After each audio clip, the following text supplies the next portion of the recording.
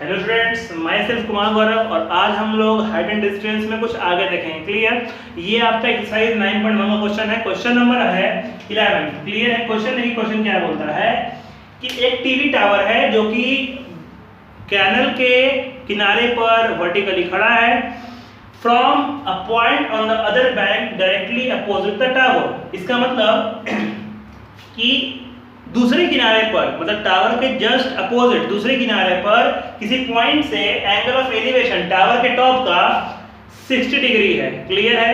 तो चलिए हम इसके अकॉर्डिंग क्वेश्चन का फिगर ड्रॉ करते हैं।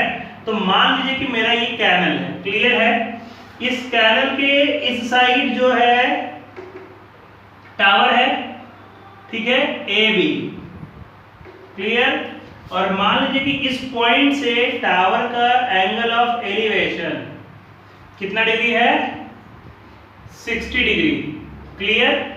From another point 20 metre away from this point, मतलब अब इस पॉइंट से 20 मीटर दूर, इस पॉइंट से 20 मीटर दूर। क्लियर?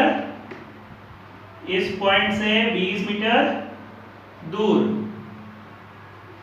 समझिएगा कि हम 20 मीटर इधर क्यों नहीं लिए? इसलिए नहीं लिए क्योंकि इधर जो है वो कैनल है। क्लियर? मतलब इधर पानी होगा, ठीक है, या फिर रास्ता जो भी होगा, ठीक है ना। तो इधर इसे नहीं लिया गया, 20 मीटर दूर इस तरफ। क्लियर? तो 20 मीटर दूर मतलब ये जो डिस्टेंस है इसके बीच का कितना है? 20 मीटर। ठीक? तो 20 मीटर दूर एक और पॉइंट है। अब इस पॉइंट से टावर के टॉप का जो एंगल ऑफ एलिवेशन है वो 30 डिग्री है। ठीक? यानी इस पॉइंट से कितना है इसका angle of elevation? 30 degree. Clear है? क्लियर? तो आपको टावर का हाइट फाइंड करना है और कैनल का चौड़ाई फाइंड करना है। तो इसको मान सकते हैं C, इसको D। तो अब समझिएगा कि ये चीज तो वर्चुअल हो गया, रियल क्या है? टावर का हाइट और ये ग्राउंड यानी कैनल। क्लियर? तो इसलिए ये परपेंडिकुलर और ये बेस। क्लियर? तो हम क्या यूज करेंगे? हम यूज करेंगे tan, क्योंकि परपेंडिकुलर और बेस का रिलेशन है। ठीक है? तो इसमें दो ट्रायंगल बन रहा है, एक ट्रायंगल ABC बन रहा है और एक ट्रायंगल ABD बन रहा है। तो आपको जो भी ट्रायंगल बने पहले आप उसको ले सकते हैं। तो मान लीजिए तो आप यहाँ पर क्या क्या लिए हैं वो लिखना होगा। जैसे हमने पिछले वीडियोस में बताया था कि आप जिसको जो भी मानते हैं उसको यहाँ पर लिख दीजिएगा, तब वो एक सही तरीका होता है इसको सॉल्व करने का। क्लियर है?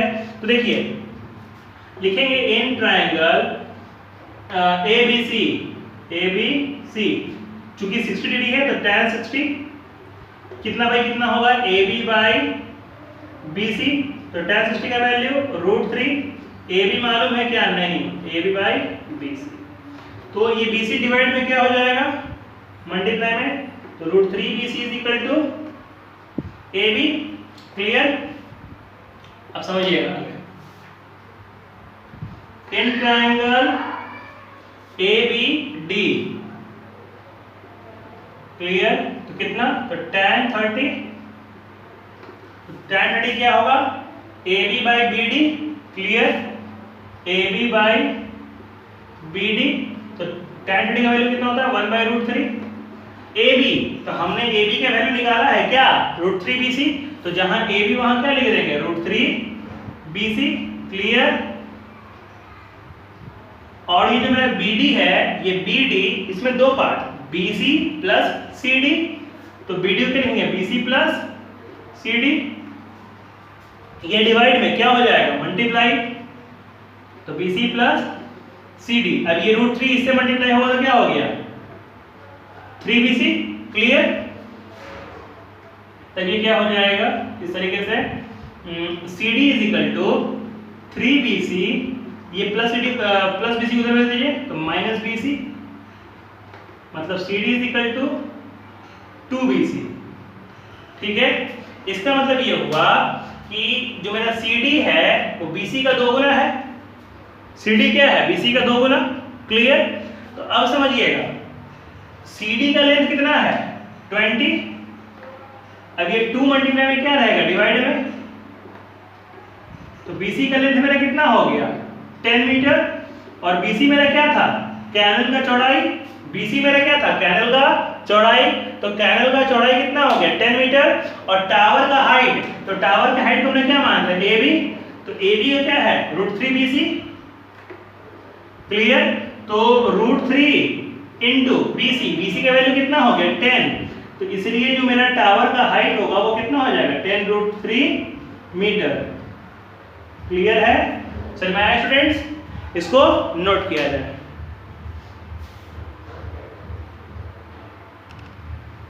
चलिए स्टूडेंट्स, अब ये है 12 नंबर क्वेश्चन। देखिए इस क्वेश्चन में आपका एंगल ऑफ डिप्रेशन यूज हुआ है, क्योंकि अभी तक हम लोगों ने जो 11 क्वेश्चन बनाया था उसमें एंगल ऑफ डिप्रेशन का कहीं भी यूज नहीं था, उसमें सारा था आपका एंगल ऑफ एलिवेशन, क्लियर। लेकिन इस क्वेश्चन में जो है आपका एंगल ऑफ डिप्रेशन का भी यूज हुआ है।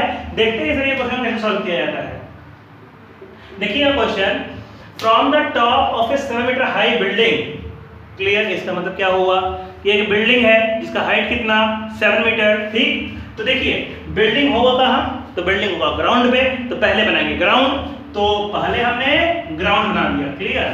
अब इसके ऊपर बिल्डिंग है, ठीक है, एक मिनट, ये बिल्डिंग है, इस बिल्डिंग का हाइट कितना है 7 मीटर, नाम दे दिए AB, क्लियर। तो 7 मीटर ऊपर के बिल्डिंग है, तो बिल्डिंग का हाइट है 7 metre. The angle of elevation of top of a cable tower, अब एक केबल टावर है तो बिल्डिंग के टॉप से केबल टावर के टॉप का, इसका मतलब कि जो केबल का जो टावर है वो बिल्डिंग के से ज्यादा बड़ा है, ठीक है, तब ना एंगल ऑफ एलिवेशन हो रहा है। तो अब हम यहाँ पर एक केबल का टावर बनाए केबल का, ठीक। तो इस बिल्डिंग के टॉप से केबल के टावर का टॉप का, क्लियर, मतलब ये ठीक।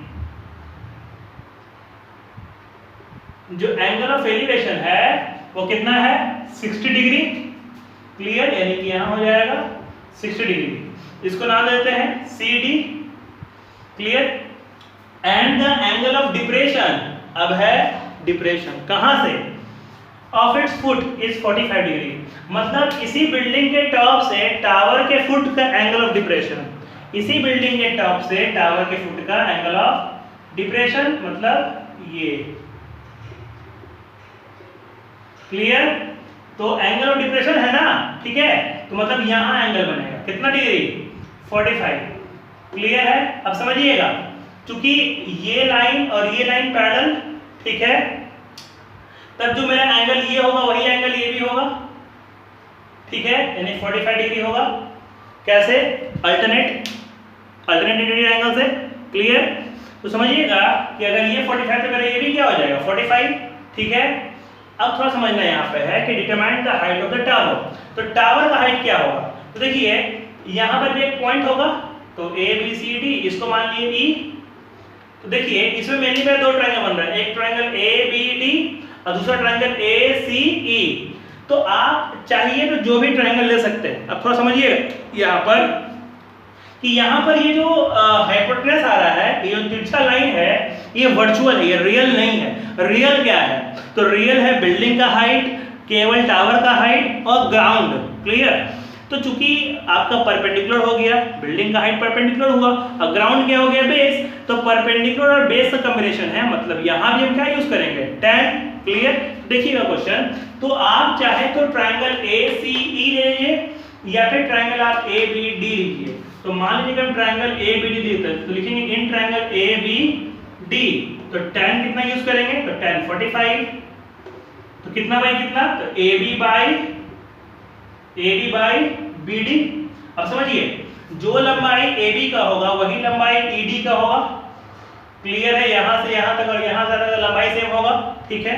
तो tan 45 का वैल्यू कितना होता है 1, AB का लंबाई कितना हो गया 7 बाई BC, तो ये BC डिवाइड में क्या हो गया मल्टीप्लाई में, इसका मतलब BC का वैल्यू कितना हो गया 7 मीटर, ठीक। अब आते हैं ट्रायंगल ACE में, तो लिखेंगे इन ट्रायंगल ACE, ठीक है। तो tan कितना, तो tan 60, तो इसके लिए परपेंडिकुलर कौन होगा CE, देखिए CE, ठीक। और इसके लिए बेस कौन होगा AE, बेस कौन होगा AE, ठीक है। अब एक बात समझिएगा, सॉरी यहाँ BD नहीं होता, BC नहीं होता, BD होता, ये वाला BD, क्लियर। अब एक बात समझिएगा, तो tan 60 कितना होता है √3 CE, नहीं मालूम है CE क्या है, बाई AE। तो जो लेंथ BD का होगा, जो लेंथ BD का होगा वही लेंथ आपका AE का भी होगा, ठीक है, समझ में आ रहा है क्यों? क्योंकि जो लेंथ आपका BD का होगा वही लेंथ आपका AE का होगा। तो BD का कितना है 7 मीटर, तो AE भी कितना हो जाएगा 7 मीटर। अब यहाँ लिख दीजिए चूंकि AE is equal to BD, तो ये डिवाइड में क्या हो जाएगा 7√3 is equal to CE, clear.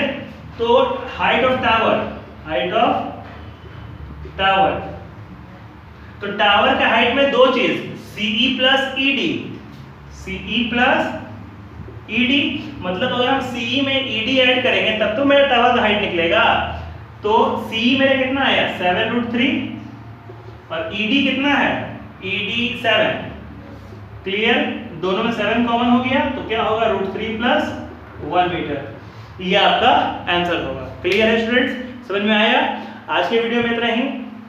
Video अगर आपको अच्छा लगा तो वीडियो को, चैनल को सब्सक्राइब कीजिए, वीडियो को लाइक कीजिए और वीडियो को जितना ज़्यादा हो सकता है अपने फ्रेंड्स के साथ इसको शेयर कीजिए और इसके बारे में कुछ फीडबैक भी यूट्यूब के कमेंट सेक्शन में आप पोस्ट कीजिए। क्लियर है? आज के लिए इतना ही, धन्यवाद।